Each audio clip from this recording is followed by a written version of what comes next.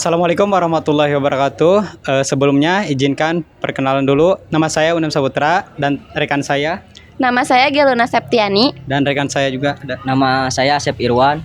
Di sini saya akan memenuhi salah satu tugas dari mata kuliah Bahasa Indonesia yang akan mewawancari, yaitu sebagai narasumber dengan siapa, Kang?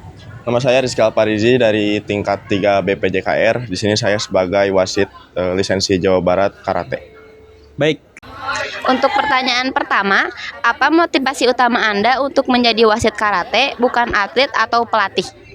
Motivasi saya yang pertama itu dari intrinsik, itu memang kemauan saya sendiri jadi wasit. Saya pengen menggeluti, yang pertama itu ada kepercayaan diri, terus kewibawaan juga bertambah. Terus yang kedua itu ada ekstrinsik ada dukungan dari luar juga, kayak dari pelatih saya, terus dari orang tua juga, seperti itu. Oke, baik. Lanjut aja pertanyaan kedua. Sejak kapan Anda tertarik pada dunia karate dan menjadi wasit? Ketertarikan saya ke dunia karate itu pertama masuk ya 2013 kalau nggak salah. Itu pertama kali saya tertarik ke karate. Kalau untuk wasit itu dari awal 2023. Jadi saya jadi atlet itu ngelihat wasit itu gimana kinerjanya, dan saya lumayan tertarik seperti itu. Oke, baik. Untuk pertanyaan yang ketiga, apa pencapaian pribadi Anda yang paling berkesan selama menjadi wasit? Mungkin pencapaian ini bukan merujuk ke prestasi ya, tapi kepercayaan diri saya itu bisa mendorong saya untuk menjadi wasit seperti itu, dan menjadi pencapaian terbaik saya seperti itu. Oke, baik. Dan selanjutnya ceritakan pengalaman Anda saat harus membuat keputusan sulit di tengah pertandingan yang tegang. Nah, ini cukup menarik ya, apalagi di saat-saat momen-momen krusial atau kontroversial gitu. Bagaimana cara saya memutuskan?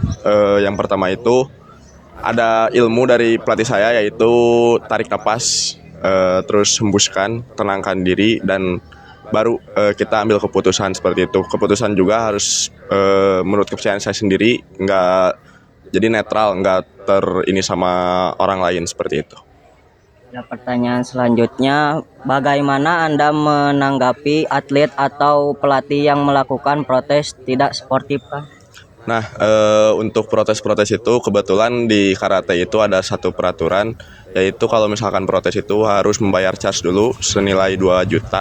Jadi kalau misalkan banyak yang protes itu langsung ke panitia itu sendiri, dan wasit itu sejatinya hanya mengatur di area lapangan saja. Jadi kalau misalkan ada yang protes ke wasit itu tidak diperbolehkan. Jadi mungkin tanggapan saya itu setidaknya kalau misalkan protes itu harus berdasarkan bukti yang nyata seperti itu.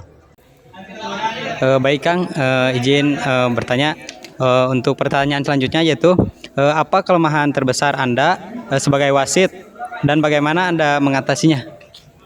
Mungkin kelemahan itu sepersekian, jadi banyaknya itu tantangan yang saya lalui, atau kelemahan saya yaitu kurangnya sulitnya mendapatkan fokus, jadi sulit konsentrasi sebagai wasit seperti itu, apalagi dengan waktu pertandingan itu yang jangkanya lumayan panjang, jadi menjaga fokus itu lumayan sulit seperti itu.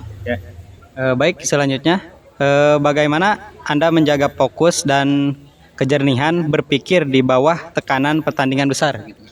Nah, yang pertama itu mungkin memang harus menjaga fokus itu ya dengan selalu memperhatikan bagaimana pertandingan itu berlangsung.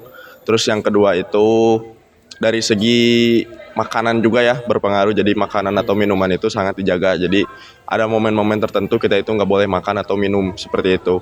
Jadi untuk menjaga fokus ya kayaknya harus fokus dengan lapangan itu sendiri seperti itu. Ya. Dan mungkin misalkan ada pesan-pesan atau buat motivasi buat kita, Kang, terakhir.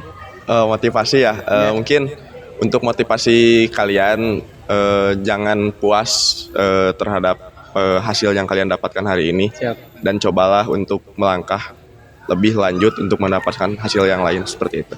Siap.